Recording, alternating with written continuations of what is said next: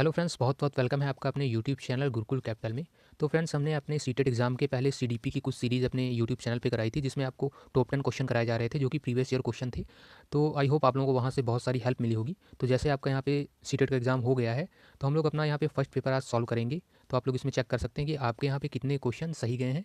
और अगर ये वीडियो आपको हेल्पफुल लगे तो प्लीज़ कमेंट में ज़रूर बताएं और प्लीज़ चैनल को लाइक एंड सब्सक्राइब जरूर करें। तो आइए हम लोग यहाँ पे अपना क्वेश्चन करते हैं, जो कि आपका फर्स्ट पेपर में आपको सॉल्व कराने जा रहा हूँ, जो कि आपको 7 फरवरी को एग्जाम हुआ था प्राइमरी का। ठीक है, तो उसमें हम लोग सीडीपी के क्वेश्चन करने जा रहे हैं। तो आपका पहला क्वेश्चन यहाँ पे आया था, निम्नलिखित कथनों को पढ़िए, यानी कि आपका स्टेटमेंट वाला क्वेश्चन है। शिक्षकों को कक्षा में मुद्रण समृद्ध वातावरण बनाने के लिए विभिन्न प्रकार के बाल्य साहित्य शामिल करना चाहिए और इसका कारण दिया हुआ है। साक्षरता सामग्री और साक्षरता अनुभवों से समृद्ध कक्षा प्रभावी शिक्षण के केंद्र हैं। तो देखिए यहाँ पे जो दोनों आपके यहाँ पे अभिकथन और कारण दोनों सही है, क्योंकि हम यहाँ पे जो भी हमारा स्टूडेंट होगा उसको जो हम यहाँ पे इन्वायरमेंट देंगे, ठीक है, वो हम प्रिंट रिच इन्वायरमेंट यहाँ पे प्रदान करेंगे। और जो साक्षरता है हमारी, वो अनुभव, यानी कि जैसे ही हम अनुभव करेंगे, ठीक है, इंटरेक्ट करेंगे, किसी चीज़ से एक्सपीरियंस लेंगे, तो वो क्या हेल्पफुल रहती है, इफेक्ट करती है। यानी कि जो हमारी यहाँ पे अनुभव से समृद्ध कक्षा है वो प्रभावशाली शिक्षण का केंद्र बन जाता है, यानी कि इफेक्टिव। तो ये भी हमारा राइट हो जाएगा। तो यहाँ पे जो आपका राइट आंसर हो जाएगा, ए और आर दोनों सही है तथा एक ही आर सही व्याख्या करता है। तो यहाँ पे जो राइट आंसर हो जाएगा ऑप्शन आपका सेकंड यहाँ पे सही रहने वाला है। तो देखिए यहाँ पे सेट के हिसाब से ये क्वेश्चन आपके ऊपर नीचे हो सकते हैं, तो आप लोग चेक कर लीजिएगा। जो आपके सीडीपी का 30 क्वेश्चन है, तो ये क्वेश्चन कहीं ना कहीं आपको मिल जाएगा और वहाँ से आप लोग सीरियल वाइज मिला लीजिएगा, आगे पीछे करके क्वेश्चन आपको मिल जाएंगे। तो सेकंड क्वेश्चन यहाँ पे दिया हुआ है, एक प्रगतिशील कक्षा कक्ष में विद्यार्थियों के अधिगम को सुगम बनाने के लिए एक शिक्षक को निम्नलिखित में से किस प्रक्रिया पर बल देना चाहिए। तो यहाँ पे 4 ऑप्शन आपको दिए गए हैं, आज्ञाकारी श्रवण पर, व्यवहार अनुकूलन, निष्क्रिय रूप से प्रतिकृति या चिंतनशील सोच। तो यहाँ पे जो हो जाएगा आपका चिंतन सोच, यानी कि चिंतनशील सोच आपका यहाँ पे राइट आंसर हो जाएगा। ठीक है, रिफ्लेक्टिव थिंकिंग यहाँ पे आपका आंसर हो जाएगा। आइए नेक्स्ट क्वेश्चन देखते हैं। थर्ड क्वेश्चन है आपका यहाँ पे, रमन जो कि कक्षा 4 का एक विद्यार्थी है, एक प्रश्न को हल नहीं कर पा रहा है। यह देखकर रमन का शिक्षक उससे कहता है कि उसके मन में क्या चल रहा है, वह उसे बोलकर इस प्रश्न को हल करने की कोशिश करे। इस तरह मौखिकीकरण का कौन सा प्रकार है, यानी कि इसमें आपको राइट आंसर बताना है। अनुत्पादक है, क्योंकि भाषा और सोच आपस में संबंधित नहीं होती है, ये गलत हो जाएगा। आपस में रिलेट होता है इन दोनों का। व्यर्थ है, क्योंकि भाषा सोचने की प्रक्रिया में बाधा डालती है, नहीं, भाषा से आपका विचार आता है, विचार से ही भाषा आती है। थर्ड ऑप्शन है सहायक है, क्योंकि भाषा सोचने की प्रक्रिया को सुगम बनाती है। ठीक है, ये राइट हो सकता है। अगला देखते हैं, केवल अधिगम अक्षमता वाले विद्यार्थियों के लिए सहायक है, क्योंकि उन्हें श्रवण प्रसंस्करण में कठिनाई होती है। तो यहाँ पे जो सबसे राइट आंसर आपका यहाँ पे जो आपका इफेक्टिव है वो हो जाएगा सहायक है, क्योंकि भाषा सोचने की प्रक्रिया को सुगम बनाती है, यानी कि आपकी हेल्प करती है, सरल बनाती है सोचने में। तो राइट आंसर इसका थर्ड हो जाएगा। फोर्थ देखेंगे हम लोग। फोर्थ है आपका यहाँ पे, एक शिक्षक जो कि रचनावादी शिक्षा साधन में विश्वास करता है के लिए आवश्यक है कि वह छात्रों के योग्यता समूह को बढ़ावा दे, विषय वस्तु को वास्तविक दुनिया से जोड़ने से बचे, केवल सामाजिक संस्कृति पृष्ठभूमि के आधार पर छात्रों के निर्णय लेने से बचे, उच्च स्तर के मौखिक निर्देशों को प्राथमिक शिक्षा शास्त्र के रूप में बढ़ावा दी।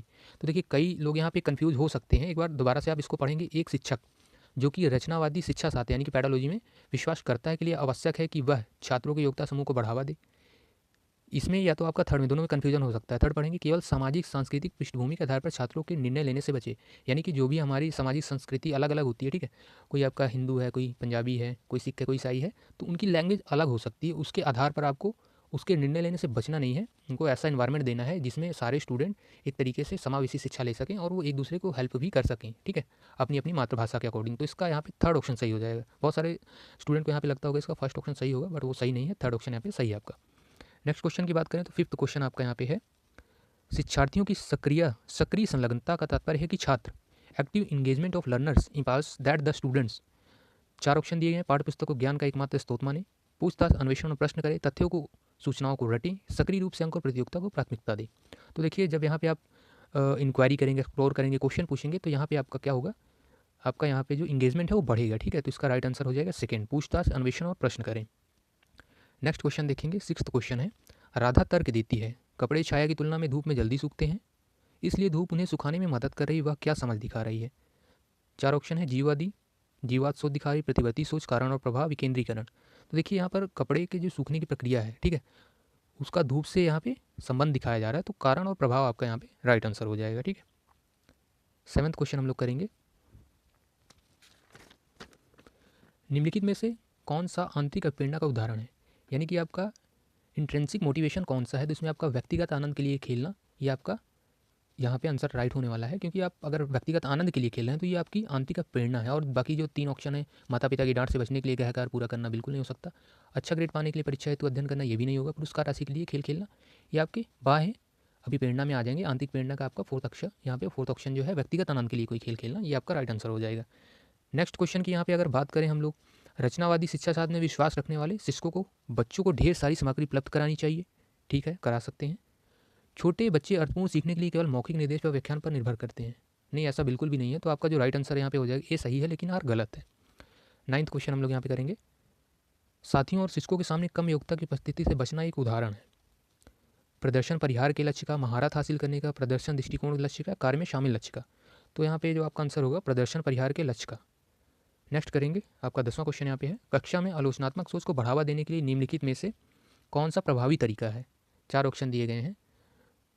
Which of the following an effective way of promote critical thinking in the classroom. ठीक है, छात्रों को स्वतंत्र रूप से सोचने और धारणाओं पर सवाल उठाने के लिए प्रोत्साहित करना। तो अगर यहाँ पे आप छात्रों को स्वतंत्र रूप से सोचने की और धारणाओं पर सवाल उठाने के लिए यहाँ पे छूट देंगे, प्रोत्साहित करेंगे, तो उससे आपका क्या होगा, यहाँ पे क्रिटिकल थिंकिंग आपकी यहाँ पे बढ़ेगी, उसका सोचने समझने का तरीका इंक्रीज होगा। तो इसका राइट आंसर फोर्थ हो जाएगा।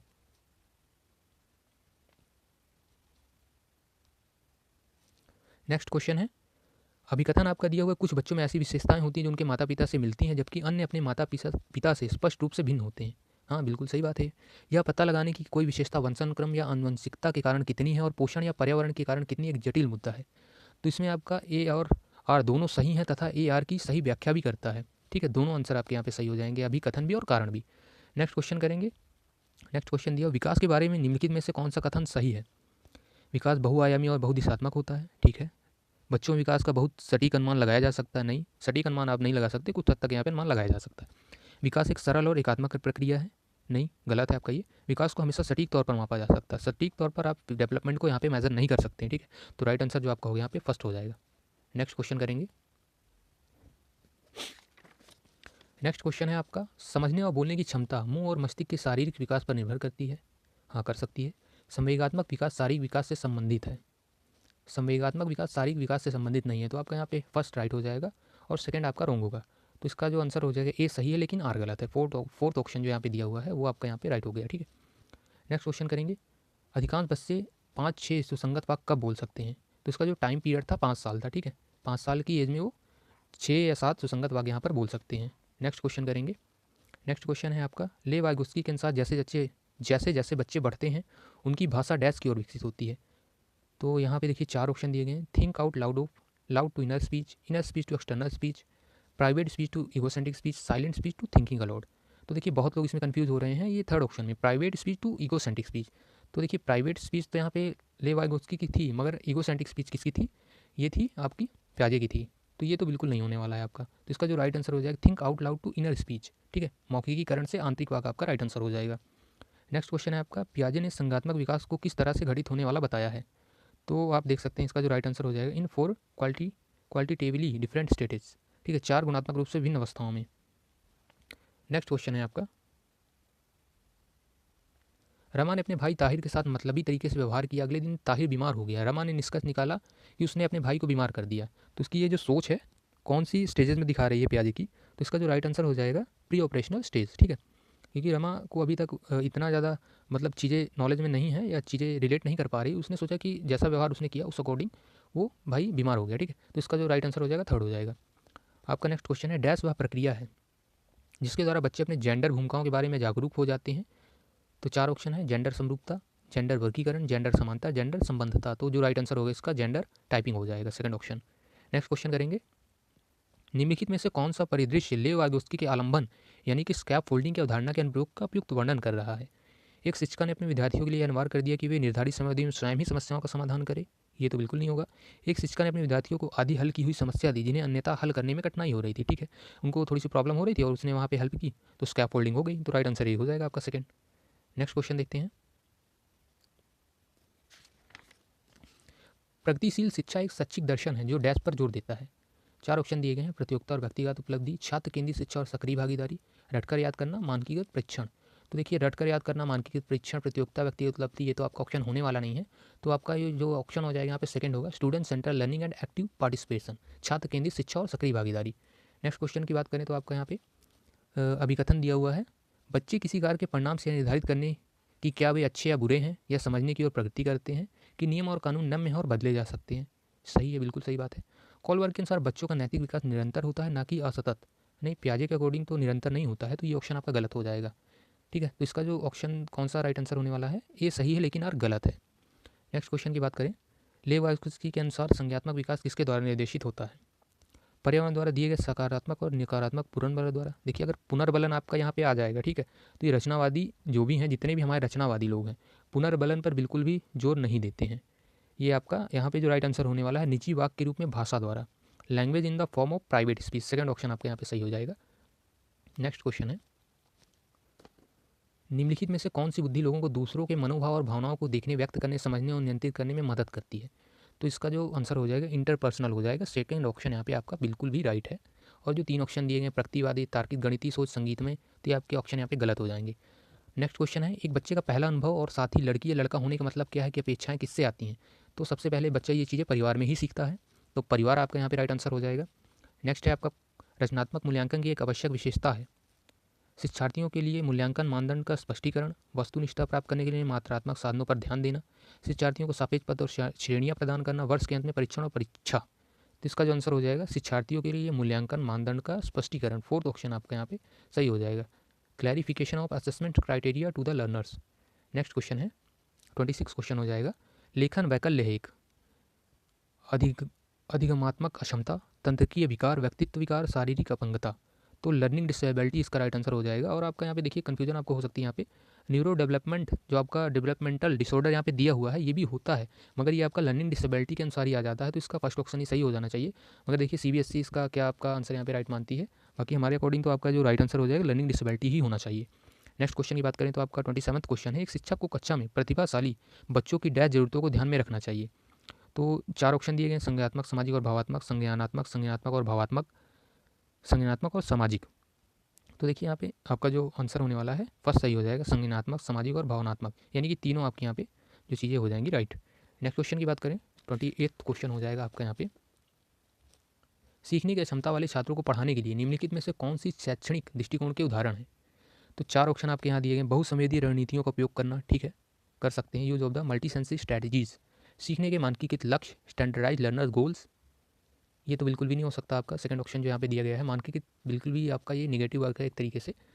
लचीला और अनुक्रमिक निर्देश, flexible and sequential instructions, breaking down task into smaller parts, कार्यों को छोटे छोटे भागों में बांटना। तो सेकंड आपके यहाँ पे देखिए रॉन्ग हो जाएगा, बाकी तीनों आपके सही हैं। तो फर्स्ट, थर्ड और फोर्थ ऑप्शन किसमें आपका, ये है चौथे में आपका, तो चौथा आपके यहाँ पे राइट हो जाएगा। नेक्स्ट क्वेश्चन की बात करें, स्वलीन क्रम विकार के बारे में निम्नलिखित में से कौन सा कथन सही है? 4 ऑप्शन दिए गए हैं ऑटिज्म के बारे में आपके।